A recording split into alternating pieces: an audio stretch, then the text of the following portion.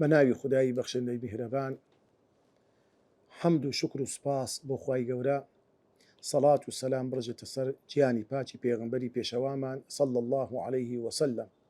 و لەسەر ئال و ئەسحاب و یار و یاوەرانی تا ڕۆژی دوا. فێرخوازان و زانستخوازانی بەڕێز، خۆشحاڵم لە خوڵێکی ئۆنلاین سەبارەت بە تەفسیر و لێکدانەوەی جوزئی عەممە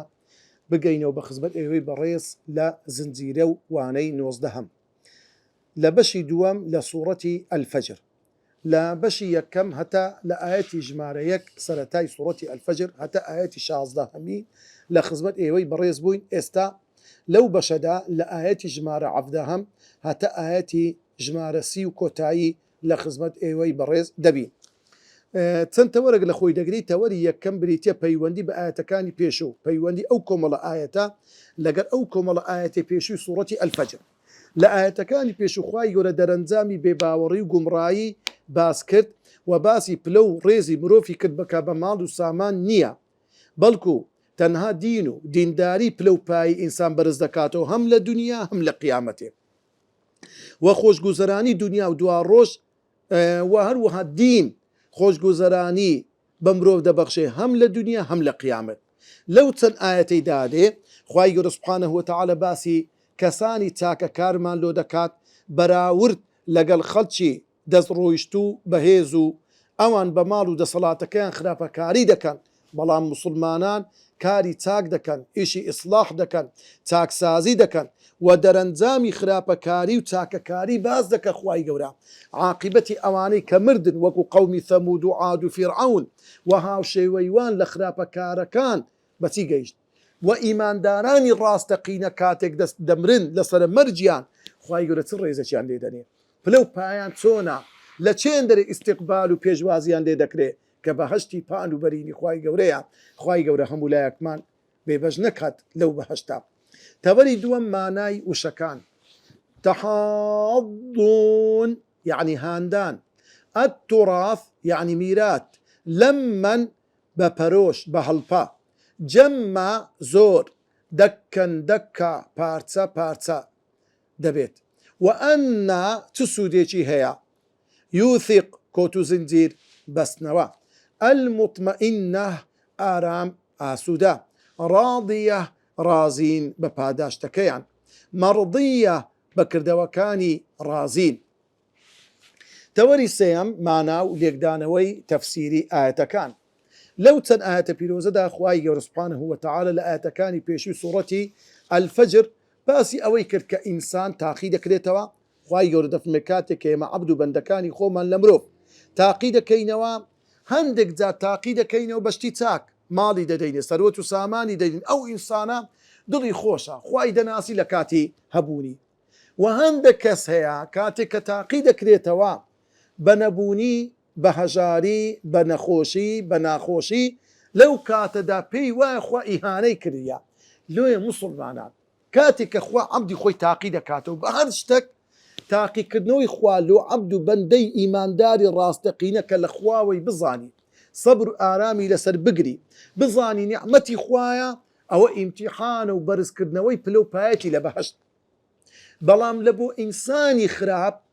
کابرایە کافرە و هەموو ژیانی لە ناخۆشیدایە، هەر فەقیر و هەژارە،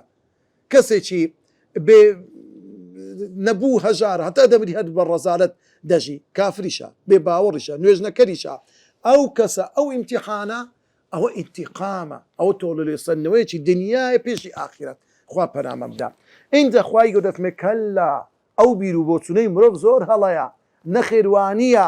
وا بزانی ڕێزی مرۆڤ بە ماڵی دنیاە، بە هەبوونی و نەبوونیە، ناوانیە. بەل لا توکریمونە اليەتیم، ئەوانەی ئەو بیر و بۆچوونەیان هەیە ئەوانە کەسانێکن لا توکریمونە اليەتیم. بەل واتە بەل لە بۆ ئیضرابە لە زمانی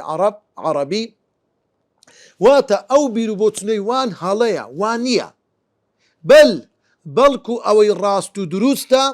ئەوان بۆیە کەسانێکی خراپبوون بە پێوەری دنیا، بە پێوەری دنیا قیمەتی خۆیان هەڵدەسەنگاند، ئەوانە کەسانێک بوون هەر لەبەرەوەی بوو لا توکریمونە اليەتیم. یەتیم کە بێ باوک بوو، بێ پشت و پەنا بوو. یەتیم عادەتەن فەقیر و هەژارە، یەتیم بێکەس و کەساسە لە ناو کۆمەلگا. بۆیە ئەوان ڕێزی یەتیمیشیان نەدەگرت مجتەمەعی کۆمەڵگەی سەردەمی پێش هاتنی پێغەمبەر صلی الله عليه وسلم بەڵام خوای گەورە ڕێزێکی لە یەتیمنا هەتا ڕۆژی قیامەتێ یەتیم گەورەترین پلە و پایە و ڕێزی هەیە لەکن خوا و لەکن پێغەمبەر خوای گەورە پێغەمبەری ئاخری زەمانی بە یەتیمی هینا سەر دونیا و هەروەها پێغەمبەری خوا ماوەیەکی پێچوو لە تەمەنی 6 ساڵان دایکیشی وەفاتی کرد ئەها یەتیم چەند گەورەیە لۆیە خوای گەورە دەفرمێ ئەلم یەجیدکە یەتیمەن فئاوە وەکو نیعمەتێک خوا لەوە پێغەمبەر بازەکە ئەدی ئەتوو کەسێکی یەتیم و بێباوک نەبووی خوای گەورە ئەتووی حەواندەوە بەهۆی باپیرت بەهۆی خەدیجەی خێزانت بەهۆی مامت ئەوان ئەتویان لە باوەش گرت خوای گەورە ئەتووی گەورە کرد و گۆش کرد وەکو یەتیمەک نەبی لە کۆڵانان بسوڕێەوە لەولا نا خوای گەورە ئەتووی پەروەردە کرد بە جوانترین پەروەردە ئەگەر بێ بابیش بووی ئەگەر باپیرشت زوو مرد بزانە لۆیە فەئەمە اليەتیمە فەلا تەقهەر کەواتە ئەی محەممەد المستەفا نەکەی هەڵبشاخی و تووڕەبی و قسەی ڕەت بکەی لەگەر کەسانی یەتیم نەرم بە لەگەریان ئەوانە کەسانێک بوون لا توکریمونە اليەتیم بە هیچ شێوێک ڕێزیان لە بێ باوک نەدەگرت لۆیە هەر مجتەمەعەک بەرەو بێدینی بڕوا هەر مجتەمەعەک لە خوای نەترسێ هەر مجتەمەعەک لەسەر بفتە مجتەمەعەکی مادی بێ باوک بڕسوایە زەلیلە ئێستا لە وڵاتی ئەوروپایە واروها لە هەندێک لە وڵاتە زلهێزەکانی دنیا ئەو منداڵانەی بە سەبەبی فەسادی مجتەمەعی وان منداڵ بە فەساد دەچی کچ و کوڕێک دەگەنێ یەکتر منداڵێکی بیژیان دەبی ئەو منداڵانە وەکو درعەک لە شەڕەکان بەکاردەینن دایانکەنە سەرباز بەڕەتل دەکوژرێن هەر حسابیشیان لۆ ناکە سبحان الله بزانە تەمەشا بکە چ کارە سات و موسیبەتەکە بەڵام لە ئیسلامدا وانییە منداڵێک کە باوکی دیار نییە دایکی دیار نییە حەقی هەیە لە ئیسلام حاکمی ئیسلام دەبی بێ ئەو منداڵی بەرخودان بکە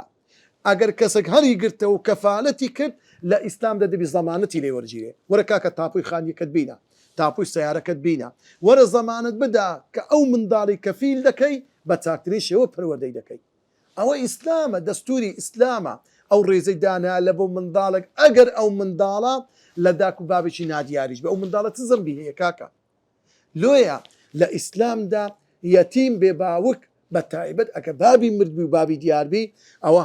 جێگای ڕێزە و منداڵ زۆر زۆر گەورەیە لە ئیسلام و یەکەشتر لە صیفاتی ئەو خەڵکە دنیادا دنیا پەرستانە ئەو خەڵکە بێدینانە ئەو خەڵکە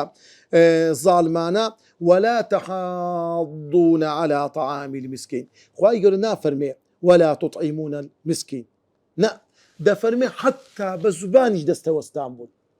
بە زوبانیش نەیان دەگوتە خەڵکی کاکە خێرێ بکەن تەماشا بکە ئاەتەکانی قورئان بخینەوە حەدیسەکانی پێغەمبەر بخینەوە صلی الله علیه وسلم لە دەربارەی هاندانی خەڵک لە بۆ سەدەقا لە بۆ قوربانی لە بۆ سەرفترا لە بۆ ئیش تاکەکان بزانە مسلمانان خۆ ئەگە کابرا بەخۆشی کابراایکی فەقیر و هەژار بی هانی خەڵک دەدا وەرە کاکە خێرێ بکە وەرە کاکە حیوانی سەربڕا قوربانی بکە سەدەقەی بکە بەڵام مجتەمەعی نەفام مجتەمەعی خراپ مجتەمەعی ظالم سبحان الله نەک لێ ناگەڕێ خەڵک خێرێ بکە بەڵکو ڕێگریش دەکەن خەڵک لۆ دەستە عومرەی کاکە ئەو چێ قوربانی دەکەن وەڵا باخێرە چکە بکە لە زیاتی قوربانی باشترا ئەو چێ خەڵک هەردەستی و مزگەفتی دەکا ئەدی جەنابەت دەکەی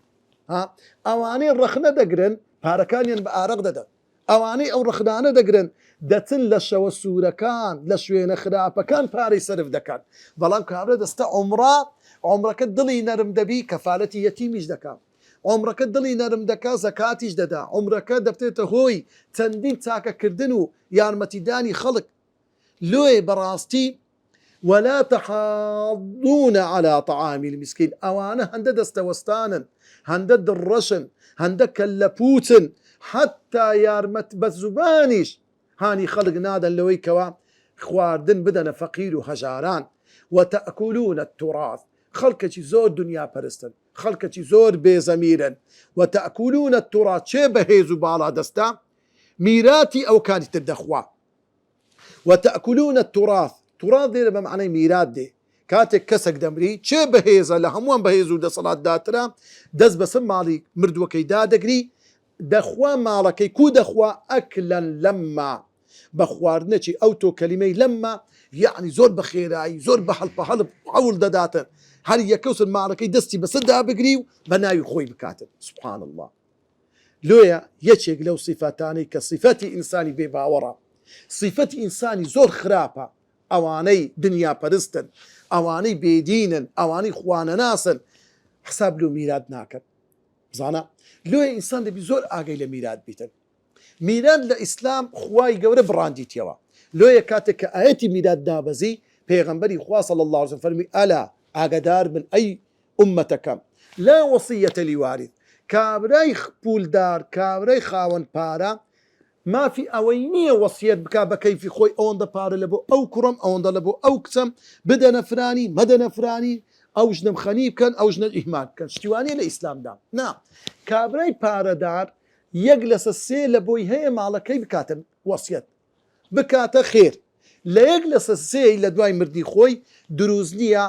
یەک فلسیکەی لە بۆ بکرێتەوە حەقی میراتگرەکانیتی ئەگەر کوڕەکەی لەگەریشی خراپ ئەوە تۆڕەی خۆی لە ڕۆژی قیامەتە لێ دەکرێتەوە ئەگەر ژنەکەشی لەگەری خراپبی تۆڵی خۆی لە قیامەتە لێ دەکرێتەوە حەقی دنیایی دەیدرێتێ لۆیە خواردنی میرات یەکێکە لە صیفاتی ئینسانە خراپەکان کابرا دێ خوشک لۆ میراتی بە زاوە چ منەتی پێەیە لۆ کوڕی بامەت و زاوای خەرچینی ئەدی ئەتو وەخت خۆی زاوای خەرچی نەبووی خێزانی توش عینت بەهمەش کچی ئەوە چکێ کەواتە کوڕ میراتی دەبا کتیش دەبی میراتی بە کوردوو بەشی دەبا و کتیش بەشەی دەبا شەرعی خوای و خوای گەورە بڕاندیتەوە دەبی بەوەی ڕازی بین هەر کەسێک پێی ناڕازی بی هەر کەسێک بێ بە قانونی فەڕەنسی و محکەمەی دەکەم بە شەرعی خوا ڕازی دەبی واللهی پێ کافر دەبیت چکە ڕەتکردنەوەی دینی خوایە کەلا نەخێر ئەو بیر و بۆ چوونانەی وان جارێشتر خوای گەورە دەفەرمێ زۆر بە هەڵەدا چۆن نەخێوانیە بیر و بۆچینی وان بەڵام ئەوانە تۆڵەی ئەو تاوانەی خۆیان کەینێ وەردەگرنەوە ئیدا دوکەتی لە ئەرض و دەکەن دەکە ڕاستی و حەقیقەتی حەقەکانیان لۆ ڕوون دەبتەوە لەو ڕۆژەی کەوا دوکەتی ئەرض واتە عەرض دەهەژێ لەگەر هەژانەکەی ئەو زەویە هیچی لەسەر سەری نامینێ وەی لێدێ ئەو زەویە هەپڕون بە هەپڕون دەبێتە عەردەکی کاچی بە کاچی هەمووی دەبتە تۆزێک هیچی لەسەر زەوی نامینێ عەردەکی لوس دەمینێتەوە کەلیمەی دەک لە زمانی عەرەبی واتە عەردەکی وەکو مەتکوکە یعنی عەردەکی کوترای کو عەردێک کابرا زۆر خەڵک بەسەری دابڕوە دەبتە تۆزەکی وەها یعنی خۆر و تەپ و تۆزێکی زۆری لێ خڕدەبی لە ڕۆژی قیامەتێ ئەو عەردە ئەو های لێدێ سبحان الله وجاء ربك والملك صفا صفا لەو ڕۆژەدا ئەوانە خۆیان دەبینەوە بەرامبەر ئەو هەموو ناحەقیکە کردیتیان لەو ڕۆژەدا وجاء ربك ئەی محەممەد المصطفى پەروەردیگاری دێ هاتنەک یەلیق بجەلالیه دێ لە بۆ ساعەی مەحشەر لە بۆ لێپرسینەوەی عەبد و بەندەکانی خۆی والمەلەک و هەرچی مەلائیکەتە ئامادە دەبن لە ساعەی مەحشەر صەفەن صەفا پۆل مەلائیکەتەکان سەف ڕیز دەبەستن لە بەرامبەر خوای گەورە سبحانه وتعالى يوم يقوم الروح والملائكة صفا هەر هەمویان بەیەک ڕیز ڕادەوەستن لەو کاتەدا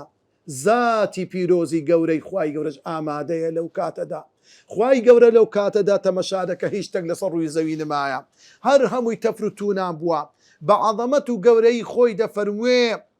لیمەنی المولک اليوم ئەرێ ئەی خەڵچینە ملک و دەسەڵات ئەمڕۆ ئیچەیە ئەینە الملوک کا مەلیکەکانی دنیا کا فیرعەونەکان کا قەزافی کافران کا زاڵمەکان کا غەدارەکان لە کوێن ئەینە الجەبابیڕە کا دیکتاتۆرەکان ئەینە الملوک لە چێن ئەوانە لا سائل ولا مجيب هیچ وەڵام دەر و پرسیارکەرێک نییە لەو ڕۆژەیدا تەنها ذاتی الله مایتەوە كل من عليها فان ويبقى وجه ربك ذي الجلال والإكرام لو كاتدا خواي گەورە خۆی وەڵام داداتەوە دەفەرمێ لله الواحد القهار ملك و دەسەڵات و هێز هەر تەنها لە بۆ ئەو خودایەیە کە خودایەکی تاک و تەنها و ملکەت پێکەری هەموو دەسەڵات دارانە وەلەو ڕۆژەدا وەجیئە یەومەئیذ بجەهەنەم لەو ڕۆژەدا ئەمر دەکرێ وەجیئە دەیهێنن لو روجدا يومئذ لو روج قيامة لسعي محشر تدينا بجهنم جهنم دينا پیغمبر خواله فرموده دفن يؤتى بجهنم لروج قيامته جهنم دينا ولها 70,000 زمان 7,000 قل فيها دسك دفن ومع كل زمام 70,000 ملك لقر هر قلبك 7,000 ملائكة بيوي أو قل فيها دقري دبي تنقو دبي يا إلهي يا ربي أو جهنم دينا أوها وإذا الجحيم برزت لو كاتد أو جهنم أو دوزخا آوا لبتساوي هم خلقانا باوردار وبيباور بتساوي خويا ديبينن باوردار كان سباسي خواد كان خوا الحمد لله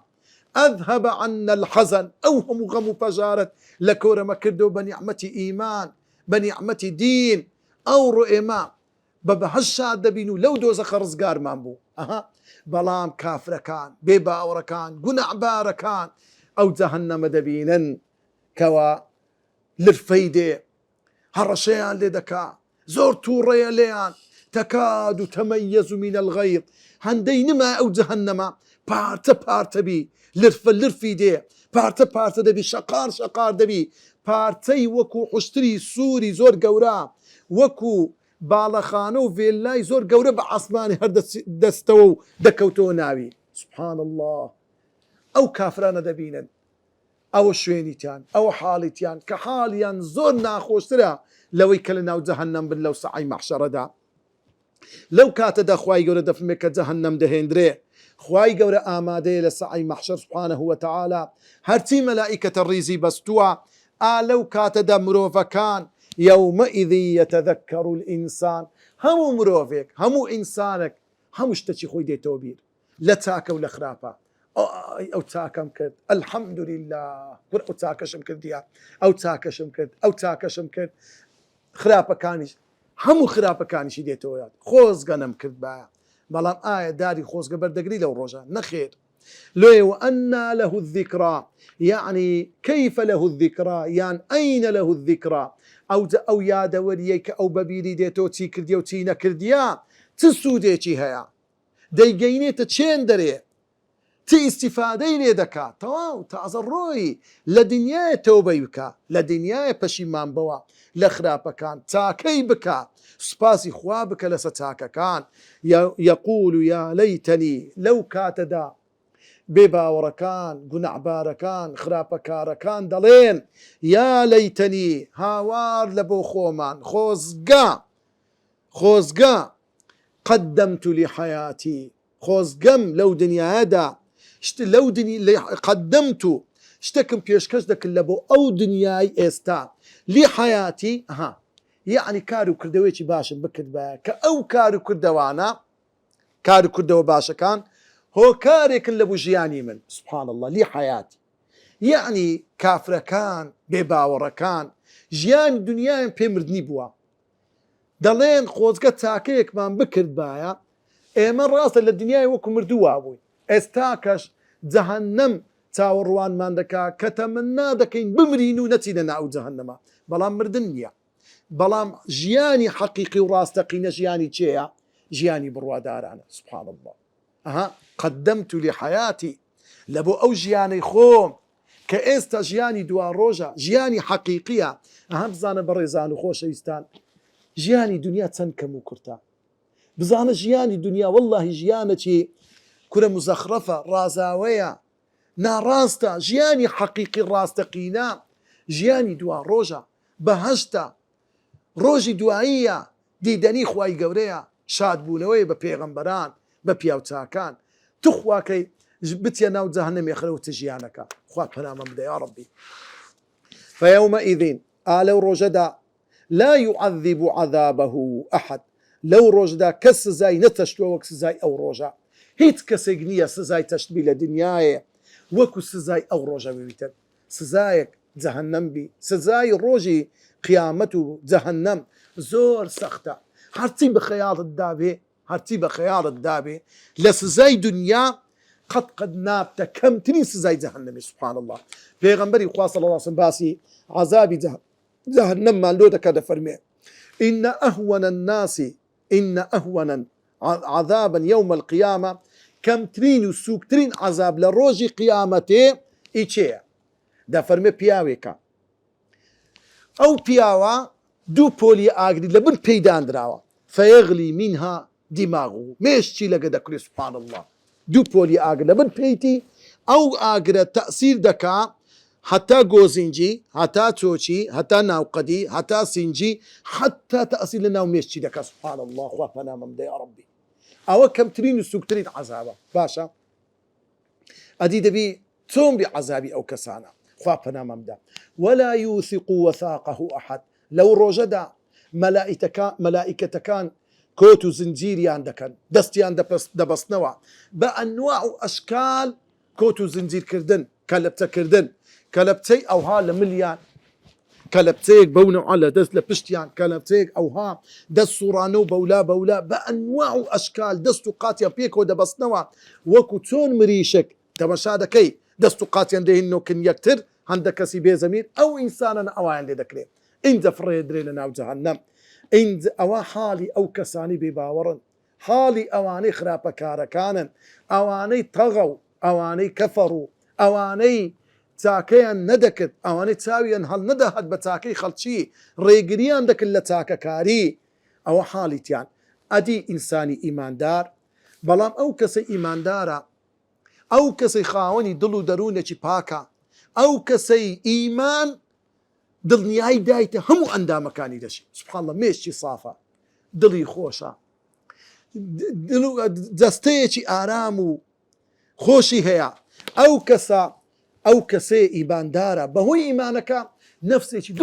دڵ و دەرونی زۆر ئارامی هەیە بەهیچ شێل و نابی بەزین بۆ 1000 دینار بەنزین بۆ 1500 بۆ 800 هەی لەو شێل و نابی دەرێ ڕزقمان لەسەر خوایە مادام خوا سەریدایە ڕزقیشیدایە معاش هاد معاش نهاد موتە هات بوتە هات نازم چ بوو هیچ شێل و نابی فران کەس مرد تووشی کۆڕۆنا بوو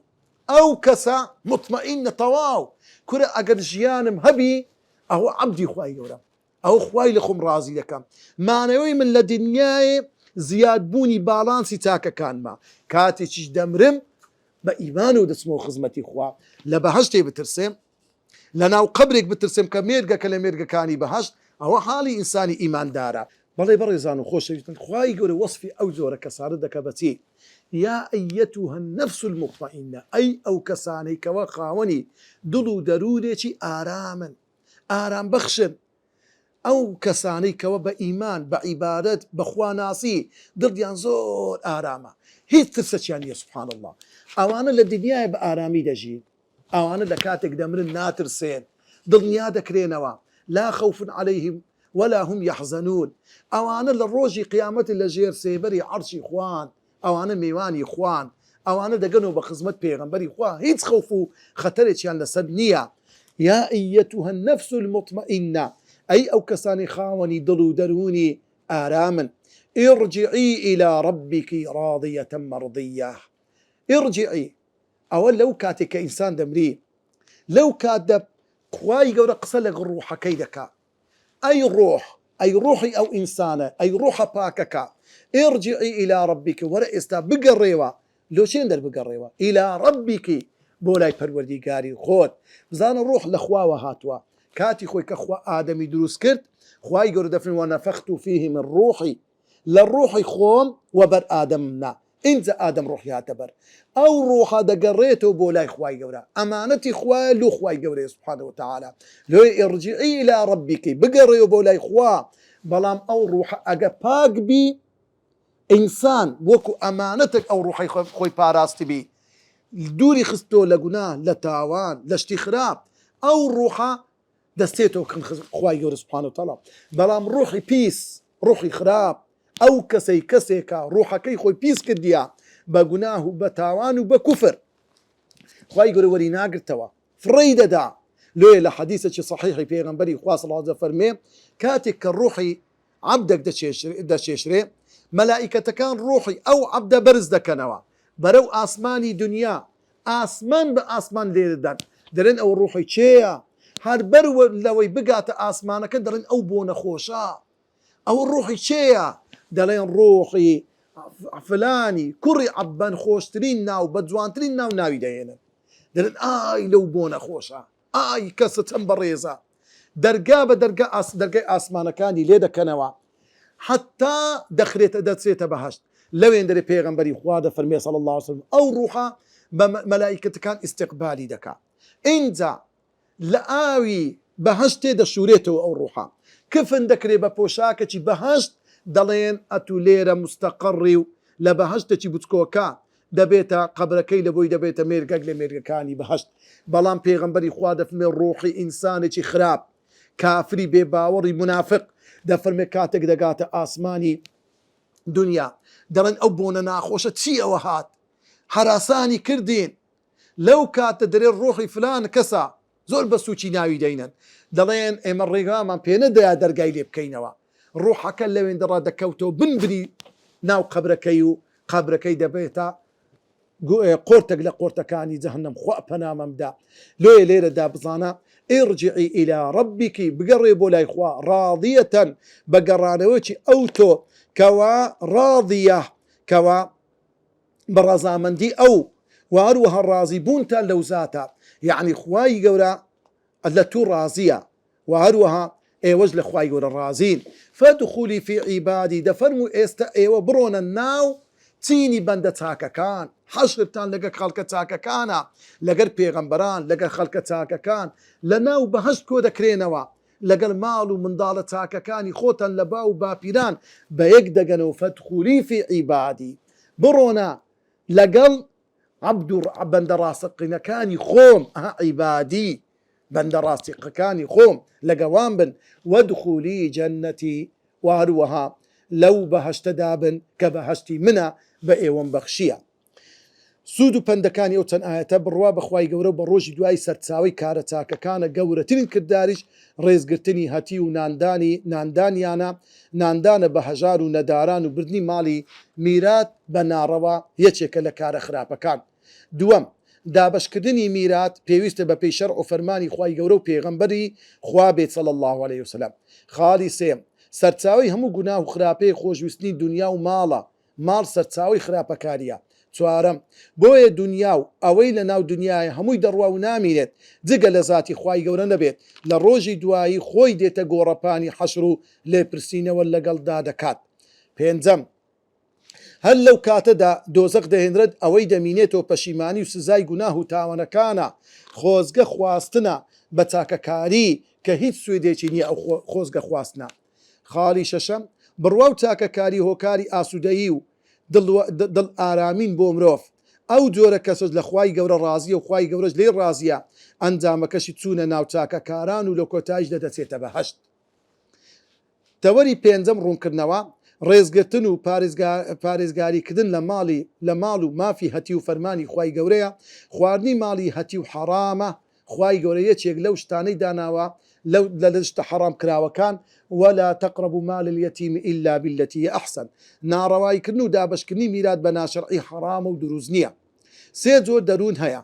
یەکەم، دەرونی ئارام و دامەزراو، یا ئەیەتوها النەفس المطمئینە،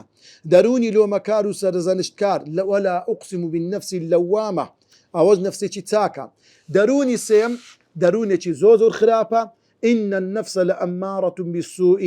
إلا ما رحم ربي إن ربي غفور رحيم. أو نفسي كأمر بك بخلشي زور يعني زروي ورقت بي شيطان بصري دا زال بي أو دروني خراب كارا خواي قورهم ولاكمان بباريزي لدروني خراب درون ما باك بكاتوا بإيمان بخوا برستي. والسلام عليكم ورحمة الله وبركاته.